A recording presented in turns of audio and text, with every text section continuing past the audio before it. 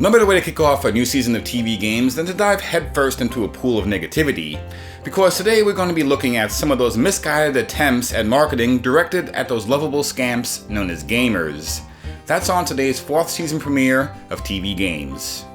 Yeah, we're not doing the TV show bit anymore.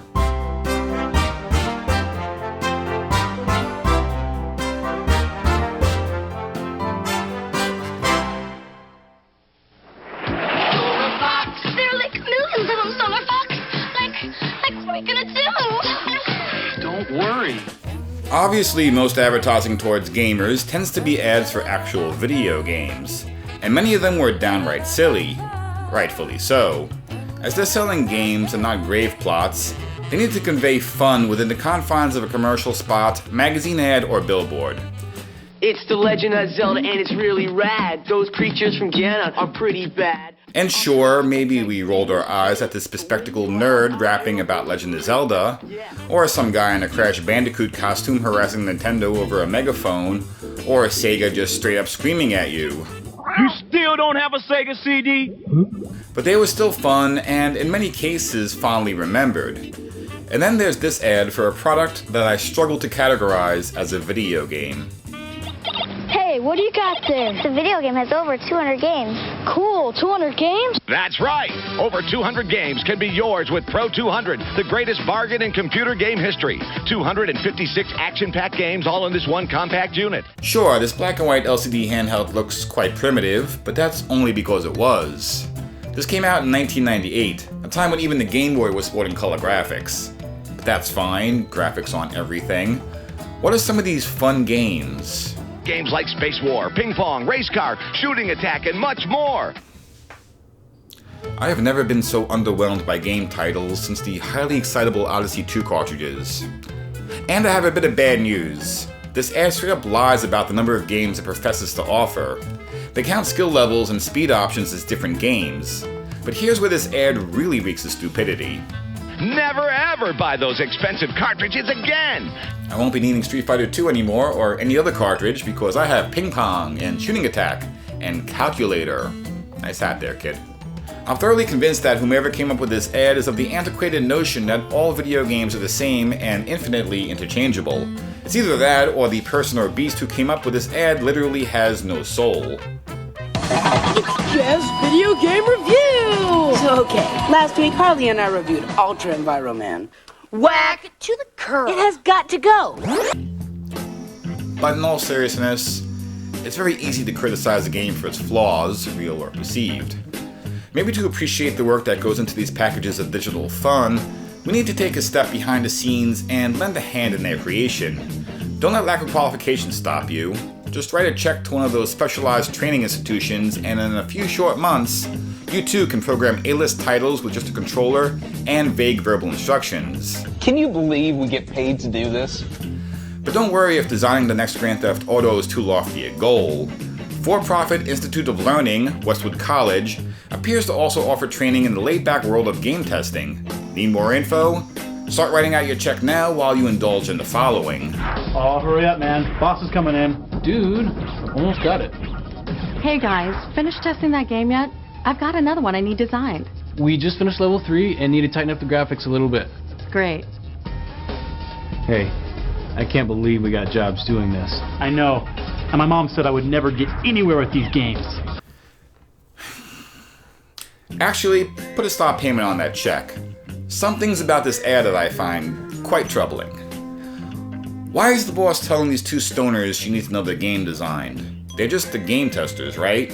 Or are they actually the game designers doing double duty because the company they work for is too cheap for low-level staff? But then there's this. We just finished level 3 and need to tighten up the graphics a little bit. Great. Thank goodness that's being addressed.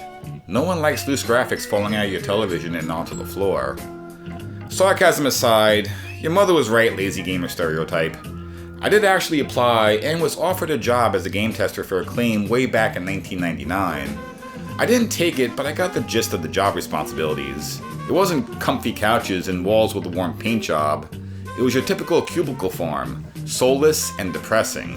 The job didn't require any sort of bachelor's degree in game testology, just the ability to write lengthy, thorough reports about that tiny section of game you play over and over and over and over until your eyes bleed out of your head. While still an undeniably important and admirable duty for quality control, this was not a job that would make your mother proud you spent all of your time playing video games, no matter what the kid with the obvious pent-up rage issues says. And my mom said I would never get anywhere with these games. Anyway, it's no wonder that Westwood found itself in legal trouble on more than a few occasions, paying out almost $25 million in settlements and penalties between 2009 and 2012. Westwood shut its doors in March of 2016, leaving its students with credits that are essentially worthless. Great. All this complaining about terrible marketing has me just a little bit hungry. Perhaps some breakfast. The kids are asleep. Look what I got. Oh my Fruit Loops. Let's do this. Get up. Loop me. Bring back the awesome. Yeah! Okay, Kellogg's appears to be targeting those who grew up with the NES and possibly the retro gaming crowd. As a member of both those demographics, I'm having a hard time with this ad. Call me an annoying purist, but while this on-screen couple is attempting to recapture their youth with flavored circles of sugar and original hardware they dug out of the attic, they seem unwilling or unable to set the image to the correct aspect ratio. Also, and this is just a thought, maybe they should cut down the Fruit Loops. Yeah! Because they're getting way too excited about the beginning of World 1-1, which is technically just a warm-up for the rest of the game. Yeah! Actually, they definitely are starting to suffer some negative effects from all the preservatives and food dye because they're playing the title screen. Were they unable to find anyone competent enough to play a few seconds of Super Mario Bros.? And okay, if you really have to fake it by showing the demo mode for whatever reason, couldn't the editors have at least waited until the title was safely off-screen before cutting to the TV set? I understand the game is not the real focus of the commercial, although there is a blink and you'll miss it plug for Nintendo's eShop hiding in plain sight. But if they wanted viewers to believe two grown adults would rather dive into that box of diabetes rather than eat some real food, they could have at least aimed for the bare minimum of authenticity. Yeah! Come on, dude. Just chill. No, this is what? Look, homeboy, you'll play when my turn's over. You know, funny, terrible things happen when older people try to guess and emulate the hip slang the kids are allegedly using. That brings me to the next and final example of this topic. Swing on the flippity-flop for this bit of misguided marketing.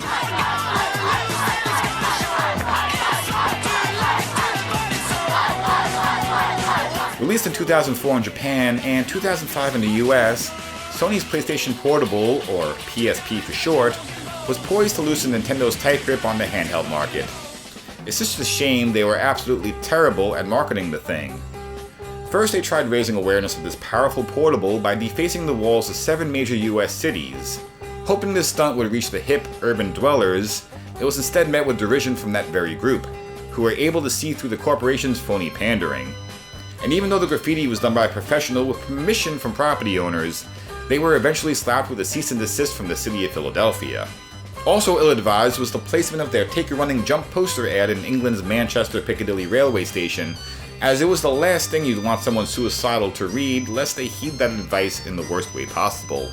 And who could forget the infamous billboards announcing the release of the PSP in ceramic white by depicting what could easily be seen as racially insensitive. But despite all those missteps, the PSP still had its supporters. Fans even took to putting up blogs extolling the virtues of the portable to whomever pointed a browser their way. One example was All I Want for Xmas is a PSP.com. Charlie, a proud PSP owner, was hoping to convince his friend Jeremy's parents to get him one for Christmas by dropping some unsubtle suggestions throughout the blog. Because if there's anything working adults respond well to, it's poorly written, misspelled nonsense. Every word is written by these children with a strong disdain for spell check was an unabashed love letter to Sony's handheld. That alone was discomforting. But then for the chilliest of all douches, they recruited Cousin Pete. I love the big screen, so fresh and so clean. It's all in my dreams. It makes me want to scream. PSP, PSP. Game so crazy, they totally amaze me. Gotta ask my mom for one. For shizzy. PSP, PSP. PSP, PSP, PSP. lot of visitors noticed quite a few things off about the blog. Obviously the internet wasn't buying it. That's when web detectives did literally 2 minutes of work. They looked up who owned the site and found it was registered to Sony's advertising company, Zip-A-Tony. The sock puppets continued denying the ruse despite overwhelming evidence until they finally fessed up by apologizing in a way that sounds not like a company owning up to a mistake, but rather a crazy person talking craziness. The blog was taken down a short time later. Sony's attempts at going viral to sell PSPs ended up backfiring horrendously. Consumers, it turns out, don't like being played for fools. And when Sony wasn't being mocked mercilessly, watchdog organizations like the Consumerist and Adweek, as well as the Federal Trade Commission, debated the ethics of advertising without transparency. Meanwhile, the PlayStation Portable, while not an outright failure, still did little to dethrone Nintendo and their DS. But don't shed too many tears for Sony, they're doing just fine. And is not available in stores. Here's how to order. Today we looked at ads that were naive, insulting, apathetic, or all of the above. But there is some good that comes of all this. By scrutinizing the marketing that went awry for one reason or another, can new generations of ad men and women learn to address the consumer in a way that's informative and, above all else, honest. This is Dave from TeeVee Games. Thanks for sticking around. And as usual, see you next time. It's a lie, you're telling a lie. I never know why, you don't know how to tell the truth. You don't know how to tell the truth, yeah. I'm a fool, I've been such a fool. I'm blowing my cool with you right now.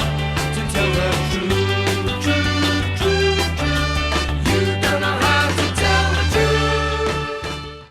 Let's make sure that sound effect we used in the last level fits in here too. This one? Yeah.